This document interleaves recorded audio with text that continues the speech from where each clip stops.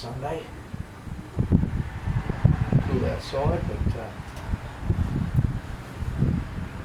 got the barbecue going on.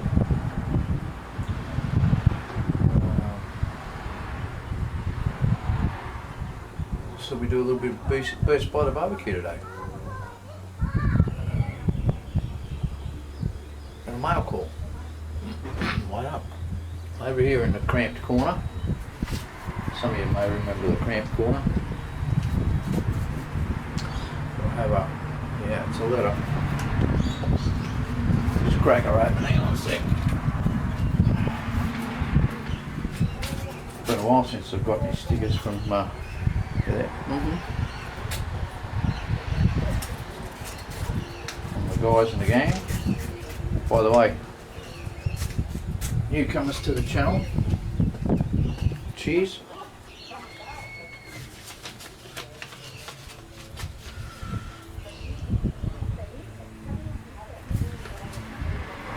This guy's pretty good.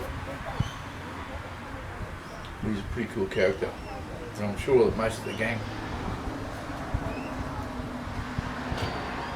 are subscribed to the 88 Katana 600. That's from our buddy Matt in Rockford. If you haven't been and had a look at his channel, go and check him out. He's pretty groovy. He's actually got a Ford in his garage at the moment, but we won't say too much about that. I'll stick you up on the board shortly, Matty. Yeah, been a busy week, real busy week.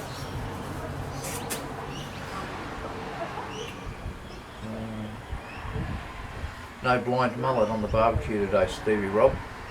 Sorry, pal. But I'm going to cook up a couple of fresh turds for my dung beetles.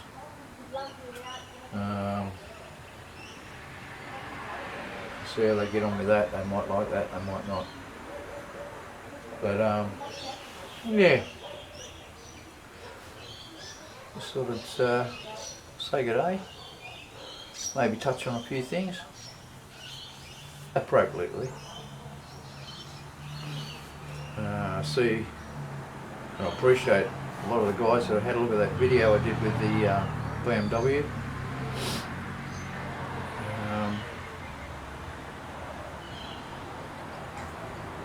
It's one of the things, it's one of those, I'll try and speak slowly for some of the people that don't understand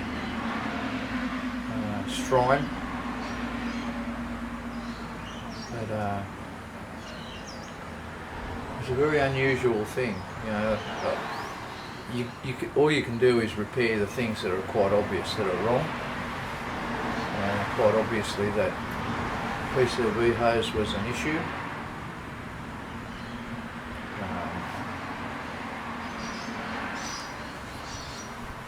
And then of course when I scanned it and I saw that irregularity on the scanner as I monitored the temperature sensor, the sensor, cool temperature sensor. Had quite a few guys there and appreciated them all, leaving comments about possibilities.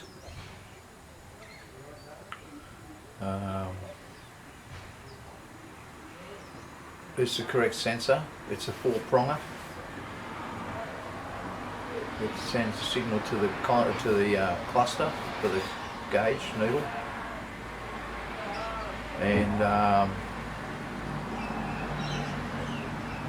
two of the others go into the ECU, PCM, whichever way you want to do it.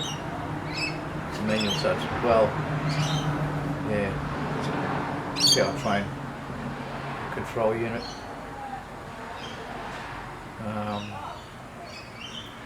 So I'm kind of looking towards possibly that being the issue. I think it's going to be internally of the computer, and I think what's going to have to happen is I have to pull out the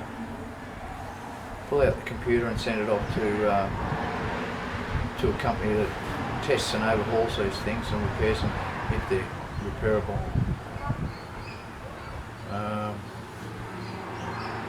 Because there was more than just that issue of it running lean when it was cold and running rich when it was hot.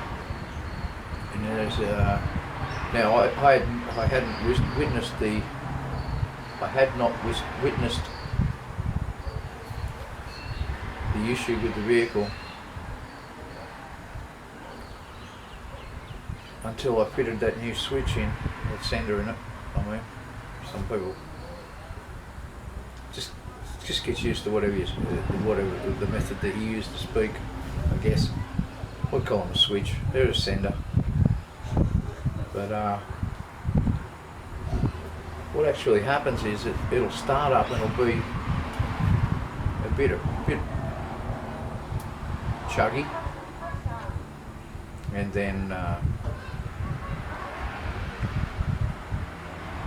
you can hold the revs up like 3,000 RPM, just steady, and then just like somebody's turned off the ignition,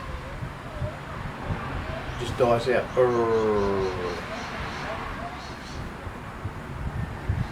And then it comes back to life when it gets back down to about 500 RPM.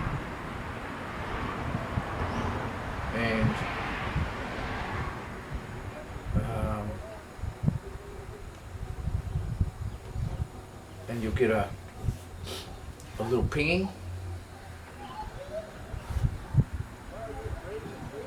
and a big loud backfire out the exhaust, afterfire, whatever you want to call it. To me, backfire comes out through the carburetor or inlet. It's like, I don't know if you guys ever remember back in the day, pre-computerised cars. We used to do it when we were kids, especially on late night shopping. You go down the main street where I grew up,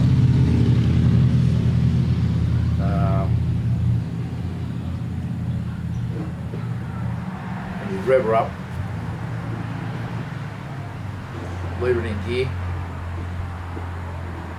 turn off the ignition, and stomp on the throttle, pump fuel, masses of fuel into the cylinder head, out into the exhaust, and then of course turn the key back on and you get a nice big explosion out the back. It scared the shit out of people.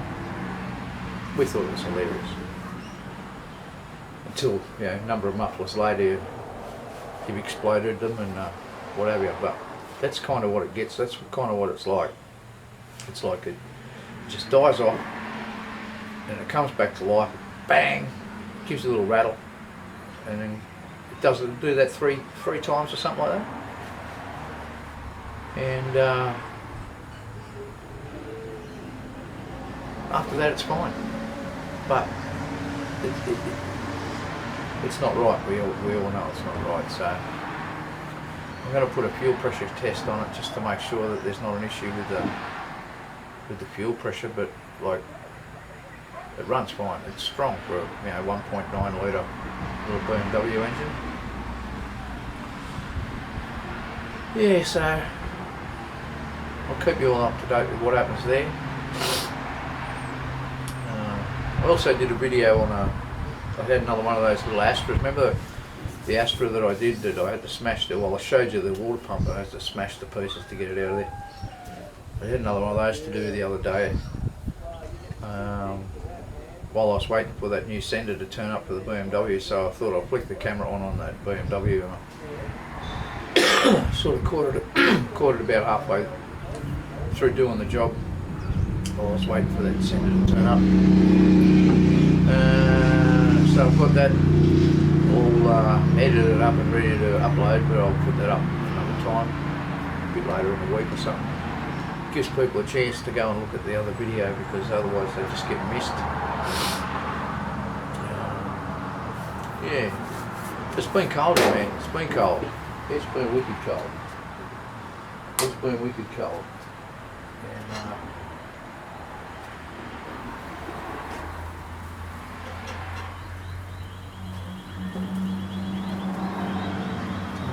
people that live in areas that get snow and ice and like really down sub-zero.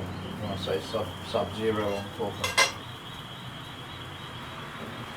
below freezing, regardless whether it's Fahrenheit or Celsius.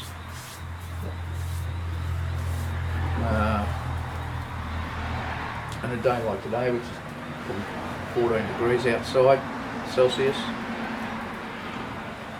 they probably like that sort of. I know Bob, Iceman 22, he'd be wearing a singlet top out in this kind of weather, saying it was real hot. But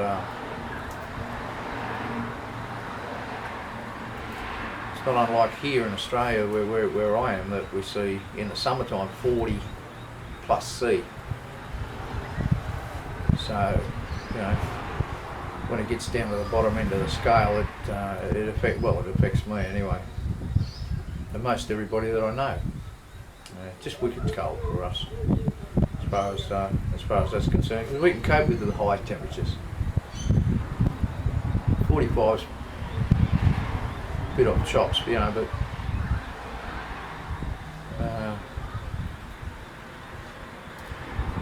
yeah, so that's really about it, I think.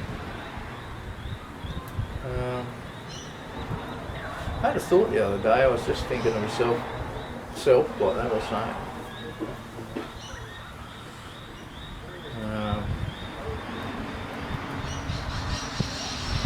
I've been in this game for 42 years, I guess, mechanic. Half a year's time I'll be 60. 5 years after that I'll be eligible for retirement.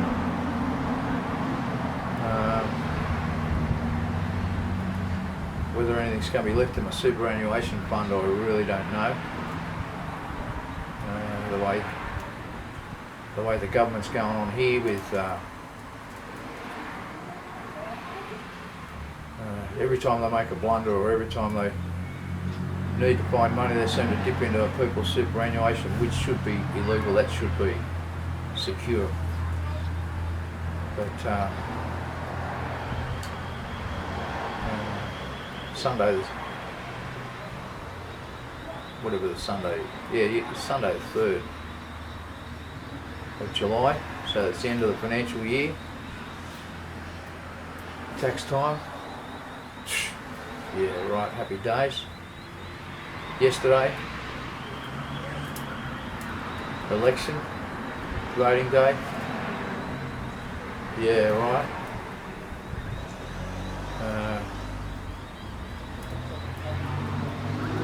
I only see things going backwards, downhill. But anyway. Another thing I want to touch on. You might have seen a couple of videos back that I was messing around on the guitar a little bit, yeah? I'm not good at it. Well, I don't profess I'm ever good at it. I picked up a guitar probably 4 years ago because I felt it might be something just to sit down and mess about with. I don't get a chance really to play it. These hands are not made for rapid movement, precision. These are designed to latch onto a tool and give it the beans. But I sort of do that, put that up there. Not a comfortable spot. Not a comfortable spot for me when I do that sort of thing. But sometimes you've got to go out of your comfort zone. Just gives you a little bit more.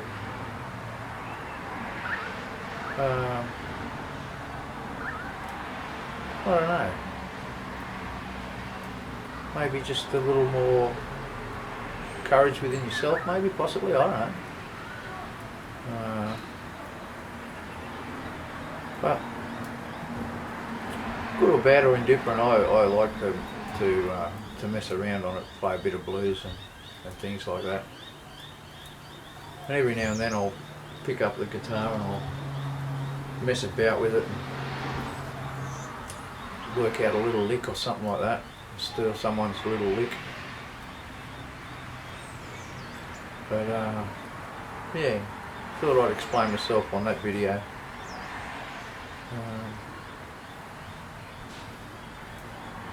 Of course, it's a whole lot different when you put a bit of backing track on it, you know, and you can. That helps cover up your mistakes, but all the same, you know. If any of you guys have play, I know Sam plays a guitar. I know that Ryan plays a guitar. I know that it's Ryan from Redneck Railroad. Stan from Classic Car Overhaul. Greg Porter, Greg's Garage. They play great guitar, and there's so many guys that play guitar, and they play it seriously. I'm just a messer arounder, not good at it. Well, I'd never be good at it. But you can't be good at everything, right? Right.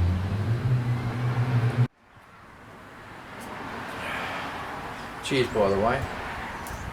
So I'm wondering what you guys had for your first car.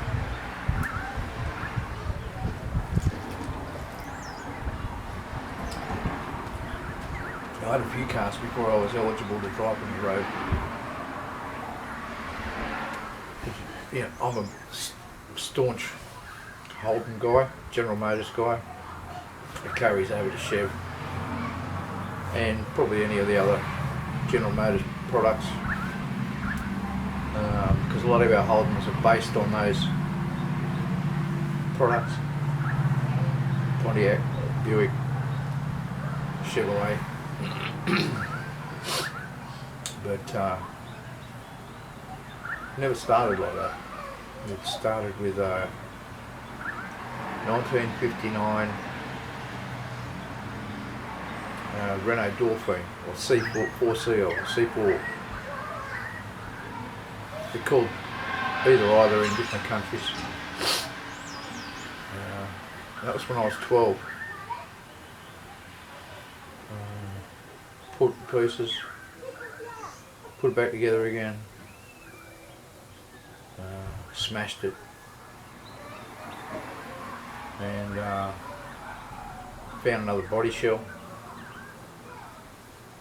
and did a swap over all the mechanicals.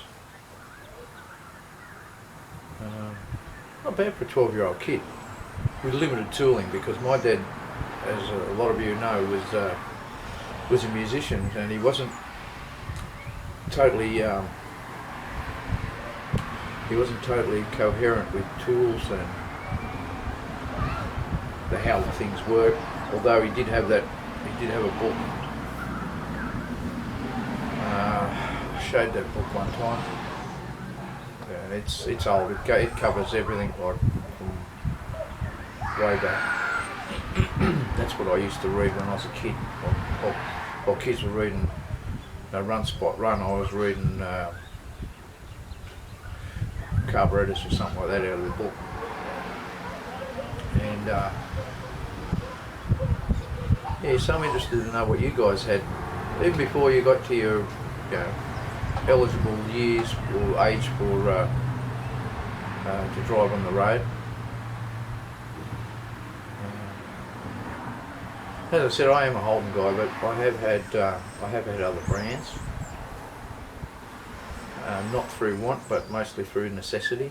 But the majority of my cars have been Holdens. I've had Tiranas, and I've had BK Holdens, and HR Holdens, and HG Holdens. These are like 62, 67, 69. Red Commodore you saw down the back here that I had for a while. But I've also had a couple of Fords, and I'm not real proud of that. But I have to live with it.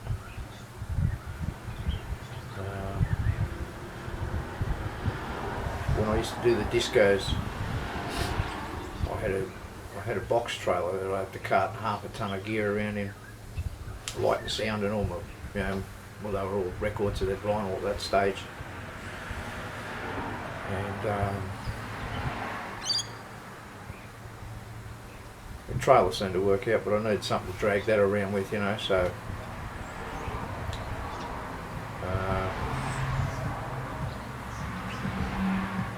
I swapped a 1964 Mini.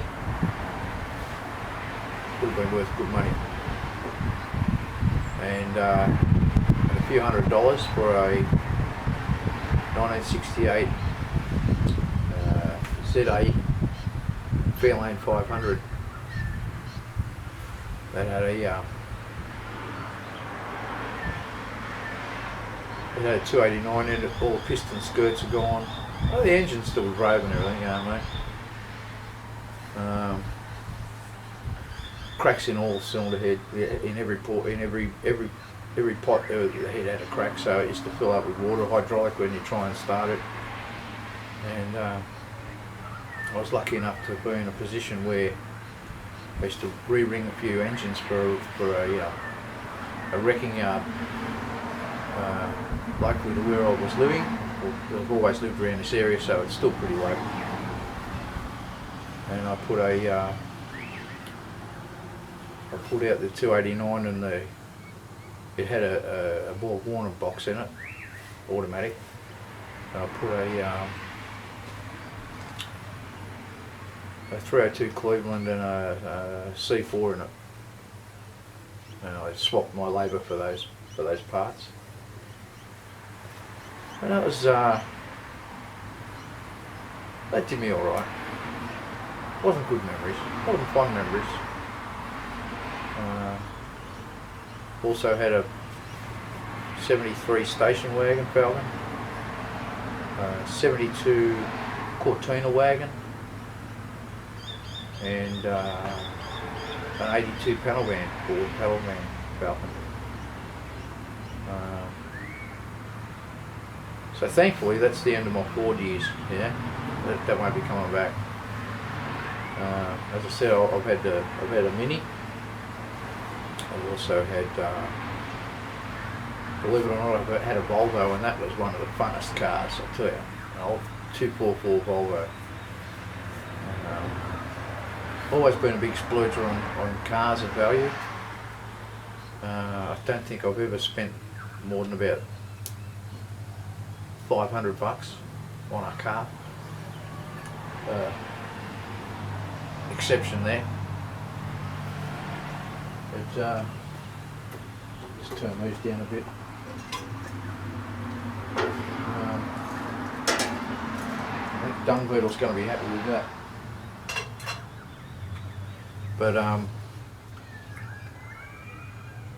yeah, the Volvo, that was a classic. That was a beauty. At 460,000 kilometres on the speedo, and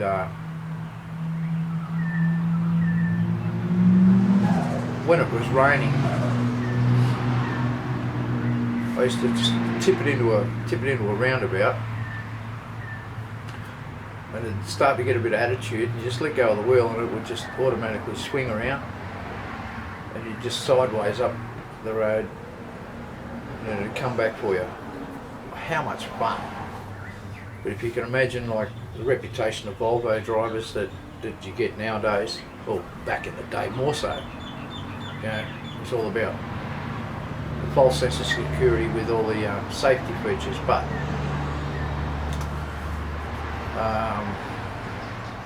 when you see a wet road with a Volvo going sideways around a roundabout, people get concerned. And I used to have fun in that. That was a good old thing. 2 years, $300. Did nothing to it. As I say, 3 years. Then I drove it straight to the metal recycling plant. Took the number plates off it, and got $200 for it. You can't get much better fun than that for fucking nothing. You know what I mean? But yeah, so I've got the Nissan, of course, now. That's a cheap cheap little car to run.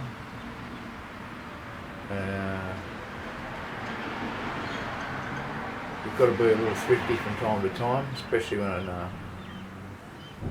when things are tight like they are here. But that's all in the fun, you know. It's all in the fun.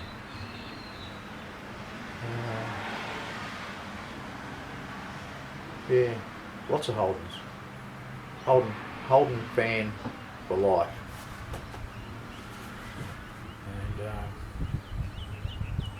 And back when we were kids, I know there's a lot of people wondering what the dealio is between Holden and Ford. Now, this has been going on since the 50s. Holden and Ford.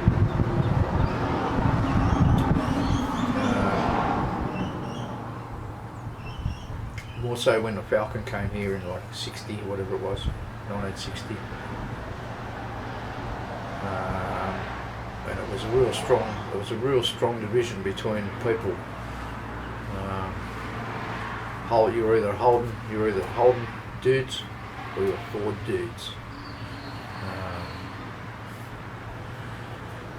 And usually the Holden dudes all stuck together and the Ford dudes stuck together, and then when you had races like Bathurst, say for instance, you know, Ford guys wanted to see the Holdens get whipped, and of course the Holden guys watched the Ford guys get whipped.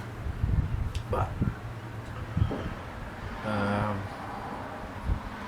it was almost like a status symbol, you know. It was usually the now I'm not a politically correct person, so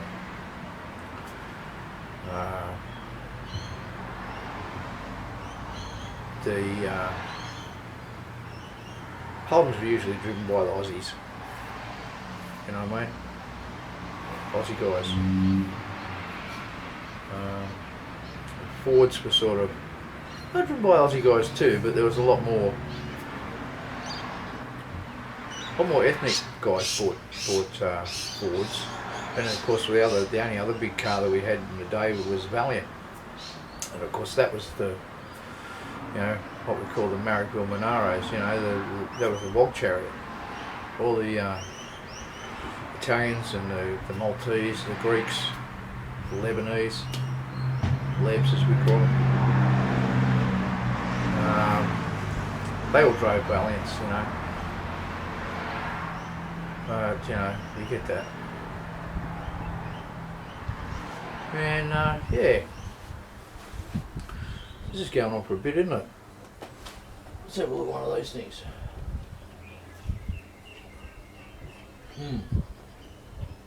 Oh.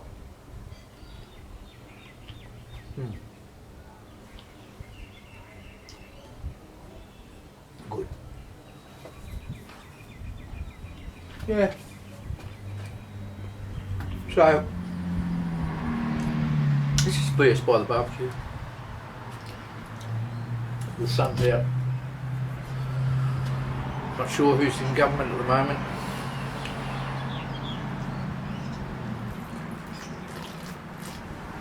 They say they can't count all the votes yet.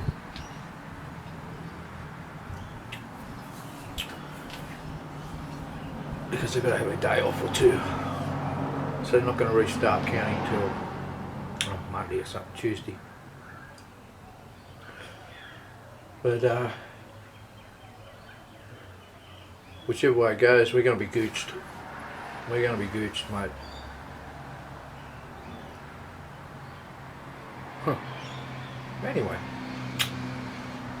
That's the way it goes, huh? So, I'll shut it off there. Share a couple of fresh turds with my dung beetle. Maybe next time, Stevie, I'll cook a blind mullet. Might even try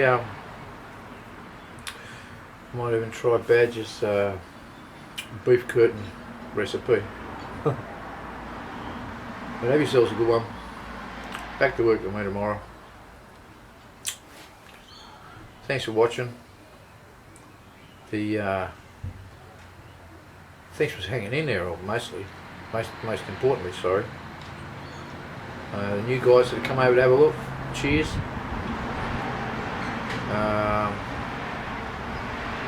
my personal troll. You see, if you ever look down on my videos, almost every one of them has 4 thumbs downs. He's obviously got 4 channels, and he bams them all in one spot, right? You know, within 5 minutes, bam, bam, bam, bam, bam. 4 dislikes. So I got a bit concerned because the other video I did, he didn't see it for a week. I thought, oh, he's dead. Crikey. But no, he's back. Good on you. And your view counts, Jason. Oh, sorry, Jack. Oh, crikey, right. Didn't mean to reveal your name, but yeah. Thanks for watching. Have yourselves a good one. Matt, thank you for the sticker. Don't forget. Go and check him out. Yeah. The 88 Katana 600. And check him out. I'll stick you up on the board, Matt. And we'll check you later. I'm going to have a beer and some more turds. Cheers.